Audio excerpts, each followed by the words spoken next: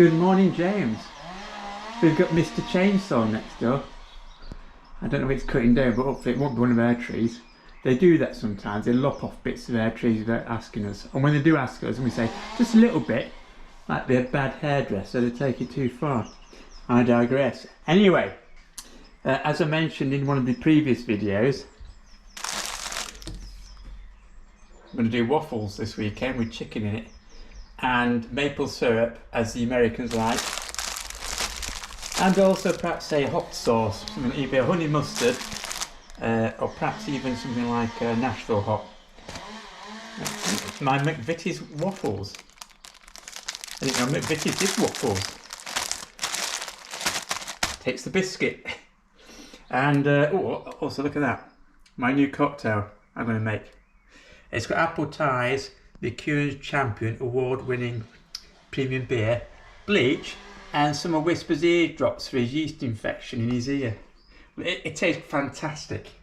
And it does melt the ice very quickly, I've noticed. It fizzes. Right, so I'm going to do chicken waffles, as I said. So when I got down to Tesco's, I found lots of fresh chicken in breaded. And I thought, why not have a taste test like my pepperoni pizzas? Because you know I like my comparisons. So here we go. Here they all are. In America, some will be tenders and some will be elongate nuggets. They're all a lot different on the price and the content. So starting off with the cheapest, in my own light here. Oh, God, that damn sun. That's what my mum always said about me. That damn sun. So there's a cheap one. Hearty Food Company. 55% meat, £1.5. It's obviously got some sort of like a lot of food colouring in the coating to make it look appetising compared to the expensive one, which doesn't. But what does it taste like? That's the main thing. And the more expensive one, £2, it's only got 3% more meat, 58% versus 55%. That doesn't look a bargain at the moment, even though it's got better coated chicken. And then we go on to that's all minced up chicken that they sort of extrude into it with a piping bag or whatever they use. I don't want to ask. But yeah, that's the minced chicken. Here's the proper tenders, the fillet of, or filet as they say in America, the fillets. So we got two. I had to buy two because they got southern fried. I thought that sounds good. That's going to get. And also this salt and chili mini fillet. I thought that looks really good. You can see the chili flakes in there. Now the interesting thing is they look different. These are thicker, and these are thinner.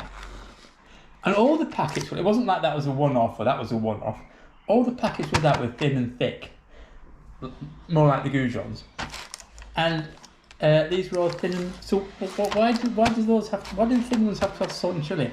And even more interesting was, look at the content. 70% for £3. Fair enough, it's more than those two. But this is down to 63% for £3. But you'd think they'd be about the same. So why is the difference? Maybe it's the thickness. So the coating ratio's lower on that. That's probably it. They have more coating because they're thin. So it all depends on the taste, of course. Of course, those could dry out more during cooking because they're thin, whereas they may stay more juicy. So on my rate, before I actually do it, I'm forgetting the taste of the seasoning because obviously they're different. Just on the pure quality of the chicken when I do my waffles. Actually, I might do it before I do my waffles, just as a pure taste test in the air fryer. Don't look at that. I'm going to show that in a minute.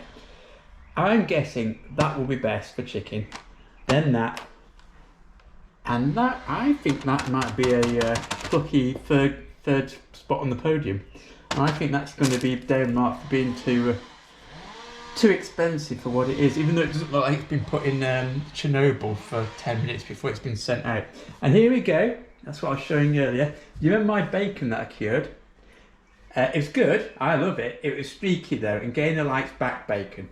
So I bought some pork loin to do it instead. Obviously it looks like back bacon. No, not as much fat. There's no rind on it because it's not pork belly. They always cut it off for some reason when you buy pork loin. So that's okay though. We don't need. I quite like the crackling on the outside, the rind. but you don't need that. And yeah, so I'm going to cure this one. I'm going to use slightly less salt this time. Last time I used a 50-50 salt to sugar mix. I'm going to use 30 to 70, 30% salt to 70% sugar. I like salt, but I think again likes less salt, and I think that it would be a better compromise than the cure.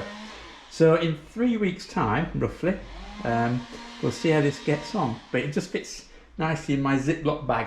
That was £8, which is pretty quite expensive for bacon, but you do get, it is good quality when you actually eat it eventually. And besides, I've got nothing else to do. Alright. I hope he's still got both legs out there. And he hasn't cut the top of his head off. I wonder what he's cutting down. He's probably from Brazil.